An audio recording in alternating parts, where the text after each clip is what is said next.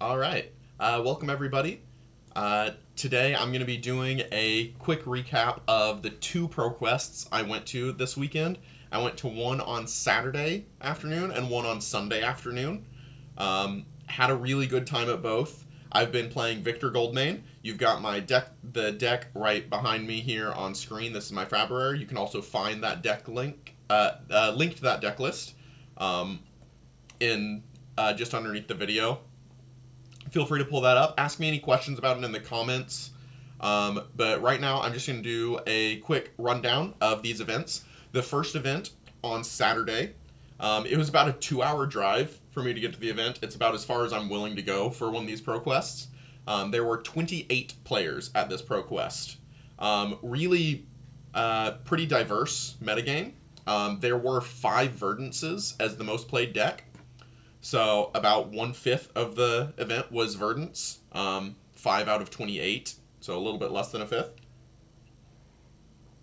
Only 3 Syndras were there, and only 2 Gravy Bones were there. Those are what I usually view. What I'm currently viewing is the top 3 in this meta. There were actually 3 KO Armed and Dangerous and 3 Victor Goldmanes, myself included in that.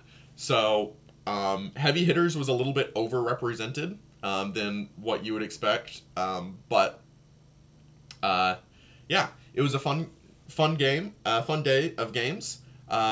Just round by round. Round 1, got paired into Verdance, which, if you're familiar with Victor, is not a good matchup. It is winnable, but it is not good. I would say it's like 80-20 or something. I have a very small chance of winning. I currently have AB3 in my deck specifically for this matchup. I'm happy with the AB3. It has helped, but it's not. I feel like it's making the games go longer more than it's actually helping me win the game. I still end up losing, so it's just a longer game, and I feel closer to winning, but I'm still not there yet. So round 1, I lost against Verdance. It was a long, grindy game, as AB3 will make it happen. I was down to like 6 or 7 life. I don't have the exacts. I was pretty low on life, and I opted to overpitch for Macho Grande. My opponent was at 4. I played Macho Grande for 8 Dominate, which would have killed him. And I had 1 resource floating after playing that Macho Grande.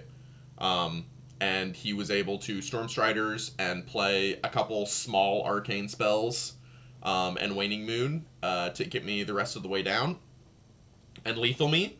Otherwise, that Macho would have killed him. If I had opted to, instead of throw Macho, just swung Hammer and kept 2 or 3 blues in hand, I don't think he could have done that. And then my Hammer would have just kept picking away at him. He was down to like 6 cards in deck at that point. So I think I did misplay. I think that I was supposed to try and make that game go a little bit longer. If I made the game go 2 or 3 more turns, he would have run out of cards in deck, and I think I would have won. I don't think he actually had a way to kill me if I hadn't just pitched my whole hand. So that was my mistake. I learned from that going forward, and I will play a little bit better, a little bit tighter. If they don't try and combo kill me, then I can actually fatigue them. I just have to play tighter.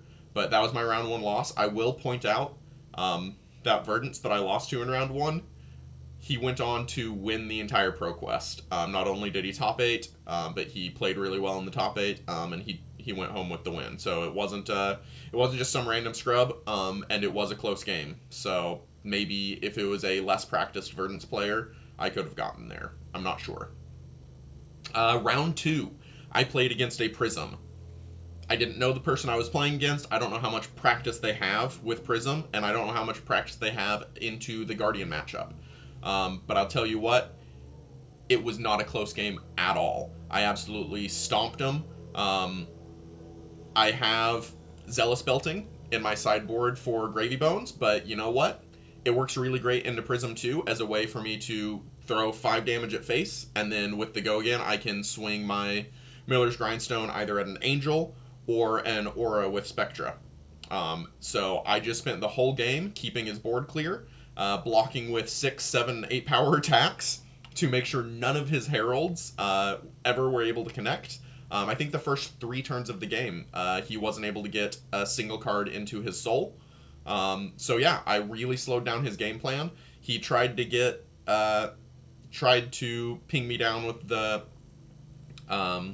Spectre Aura that does Arcane, but I never let it stick around more than 2 turns. That was always a high target of mine. Basically swung at it every chance that I had to keep that off the board. And yeah, walked my opponent's life total down and never let them have a board. By the end, whenever they were low on life, if you can get a Prism low on life without any setup, you kind of have that game. So, like I said, I don't know how much practice my opponent has in that matchup. I'm not sure if there was a way that they could have set up better. But they won the die roll and they got to decide who goes first. So I feel like if they were familiar with the matchup and it was a winnable matchup, then they had to have made some misplays because the game never felt out of my control. I did get some full value out of Clash of Bravado. I was able to block one of their heralds, pop the herald because I have 7 power, clash because the clash still happens, and use the clash to destroy one of my opponent's auras. So this card did a lot of work into Prism, and it's also a yellow in case they get their Fable out, the library. You can pitch this plus one of my other 8 other yellows that I run to destroy that, and that can matter if they're trying to do a full lock against you. Them drawing an extra card a turn is one of the things that makes that permanent lock possible. All right, round 3. Day 1, round 3. I play against KO. It was a really fun game, but I wasn't able to survive the 3rd Blood Rush Bellow. He was able to get all 3 early enough, but I was able to block out quite a bit and walk his life total down, threaten him with Spinal Crushes to slow him down, but in the end, he was able to get all 3 copies of Blood Rush Bellow to resolve and have 3 big turns, and he was able to just narrowly beat me. He did very well at the event, that KO player. In fact, going into top 8, there were 2 KOs that were 1st seed and 2nd seed in the top 8, and the KO that I lost to was 1st seed. KO did really well at that event, so yeah, it was a tough loss, but yeah, that was my 2nd loss of the event. So at this point in the day, I am 1-2. I lost my very first round. I know I have no chance of making it to top 8 because it's a 5-round event. I go ahead and keep playing just so that I can get some practice, and maybe if I went out from there, I would still get some booster packs. I would still get some kind of prize support. Also, I carpooled, and the person who I gave a ride to was currently set up so that he was going to make top 8. I think he was 3-0 at this point, so I was going to be staying so that he had a ride home. Like I said, this was a 2-hour drive to get out there, so can't exactly leave a friend stranded. So we move on. Round 4. 1 and 2, I'm not feeling great. I pair into a Verdance, and I'm just dejected. I know it's not going to go well. Verdance is such a tough matchup. But I sit down, I get out my AB, I set up to play. Not only is my opponent on the combo, but they've got access to the Surging Aethertide, I think. Whatever that wand is that... yeah. So, it's not looking good for me. But as the game plays out, I'm able to get a little damage on board. We're going back and forth. Peck Perfect. He has to block it a little bit. He blocks with only 1 card. He doesn't want to do too much clashing, so he only blocks with 1 card. And I mill a combo piece. I mill a healing potion. Awesome. Later in the game, I swing with Miller's Grindstone. He blocks for 3. He doesn't want to give a whole nother card. He takes 1 damage. And I mill, what's the... I'm blanking on the name of it now. Rampant Growth Life. Yeah, Rampant Growth Life. Later, I swing with Miller's Grindstone again. I hit another Rampant Growth Life. So I've taken 3 combo pieces out of my opponent's deck. And because of that, he ends up not having the damage to close it out. And I switch, once I take enough out, I switch to playing full fatigue, and I stop all damage coming in whatsoever. I've been blocking Felling of the Crowns pretty aggressively. I think that game started with a Felling of the Crown for 4. So opponent wasn't getting full damage from their deck, and I was able to fatigue them, and get there in the end. It was a grindy game. My opponent did say that he was very tired. He had a late night the night before, didn't get much sleep, and he wasn't playing very well. He wasn't feeling great. But he was a good player. He actually ended up making top 8 on the Sunday event, so we'll get to that later. So he does do pretty well. But yeah, mill their combo pieces, get lucky. Verdance can be won. You can win those matchups, but it's not great. Playing into 2 Verdances in one day, not so lucky. But hey, I'm now 2-2. Round 5, I get paired up into a Syndra. He seemed newer to the game, so he's probably only been playing for, less than a year, which still feels like a new player to me because of how hard this game is. And specifically, he was somewhat new to Syndra. He brought in Mask of Momentum against me. Anytime I play against a Syndra, if they are on Mask of Momentum instead of Mask of the Pouncing Lynx, I am thrilled. I can't stop Mask of the Pouncing Lynx from getting its effect off. It's going to happen at some point in the game.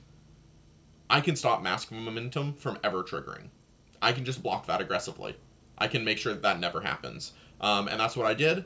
I also got incredibly lucky that game. It was super fun for me. It was very miserable for my opponent, because of how much I high rolled them. I was on the play, and my opening hand contained both Riches of Tropeldani and the Golden Sun. So I said, well, I'm on the play. I've got a free gold. I went ahead, sacrificed the gold, came in for 10 overpower. My opponent blocked with 1 piece of armor and 1 card from hand, because that's all they could block with. They took 6 points of damage, just right off the bat. So I start with a life total lead. I Arsenal and pass. Another one of the cards in my opening hand was a Trounce. Rather than pitching it and putting it on my bottom of my deck for a second cycle, I just wanted to keep it in the hand. I know that if I am able to play all of my Clash cards, I'll end up winning the game. So I just went ahead and kept it in hand, which I ended up regretting because after when I passed to my opponent, I drew up to 4. I drew a second Trounce, which was pretty bad. So their first attack, I block with Trounce. I make my gold, my might, my vigor. I draw a card. Next Trounce. Next attack, I block with Trounce again. I win. I win both Trounces. The second Clash off of the second Trounce reveals another copy of the Golden Sun. So that Trounce makes a gold. And I also get a Golden Sun trigger that makes another gold. Well, in my hand, I just so happen to be holding a blue Clash of Might. After seeing that Golden Sun on top, their next attack, it might have even been a dagger. I didn't care. I was going to block with Clash of Might to make a Might, and because I knew Golden Sun was on top of my deck, I was going to make another gold. Now, I wasn't drawing more cards, but I just, between Riches of Tropeldani, 2 Trounces, and 2 reveals of Golden Sun, I made 5 gold on my opponent's very first turn. It was unreal. On my next turn, I played, either my next turn or the turn after, I played Visit Goldmane Estate, made 6 mites. My very first copy made 6 mites. The next one made 7 mites. At that point, I could have raced Syndra and just won handily. I didn't race. I still kept to my game plan of blocking, don't let them get Mask of Momentum triggers, and just pressure. My opponent was so far behind, they were blocking with a lot of their cards, which gave me more room to pressure more. It was not a close game. It was round 5. I ended up going 3-2 on the day. after the lucky win against Verdance, and then the easy matchup into Syndra, where I high rolled my opponent. Um, Fun day of gaming, but because I lost round one, a 3-2 is not going to be enough to make top 8. I know that. Um, I do get some booster packs. I end up placing 10th,